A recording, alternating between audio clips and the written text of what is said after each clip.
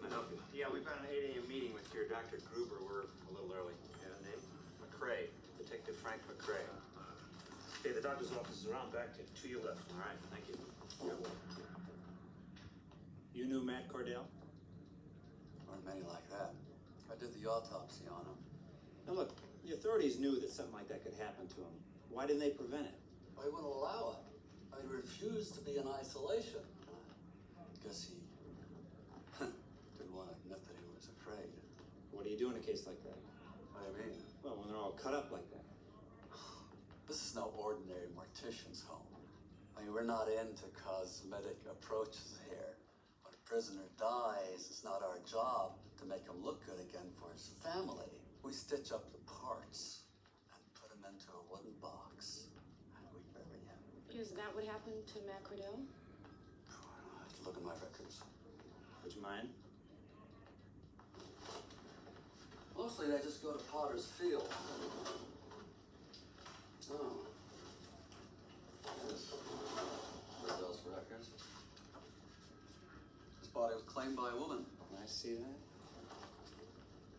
We both know Miss Noland. I think before this goes any further, I'd like to see some identification, Detective McCrae. Something with a photograph on it. Detective Lieutenant McCrae died early this morning. He was murdered. He was murdered by the same man that killed more than half a dozen people at police headquarters last night. I haven't got until my morning paper. I want you to know all the lurid details. If I would have murdered a bunch of officers, the last place I'd come is to a penitentiary. Don't bullshit us. You know who did those killings. How could I know? Cordell wasn't dead.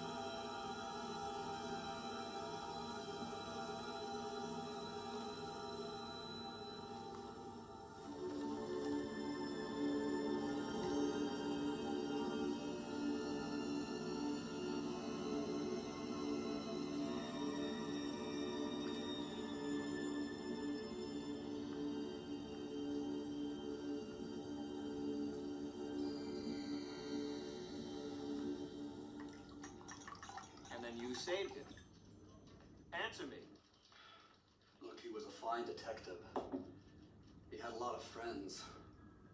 Everyone knew if we put him back in the prison community, they'd just attack him again. There was no way he could survive.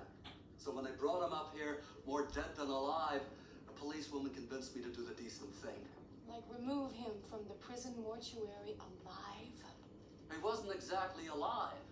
He had severe brain damage. I was certain that he was legally dead. I was telling the truth when I signed that death certificate. There's no way he could function as a human being again. Read the newspapers, Doc. Get out of my office. Now.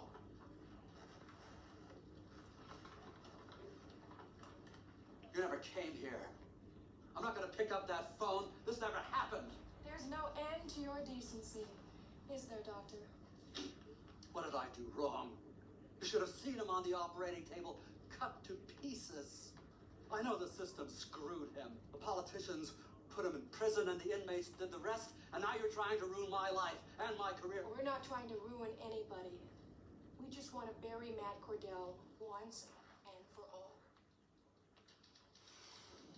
Get out of here. Go away. Here you are, Doctor. Put this on. What are you talking about? You know it's St. Patrick's Day.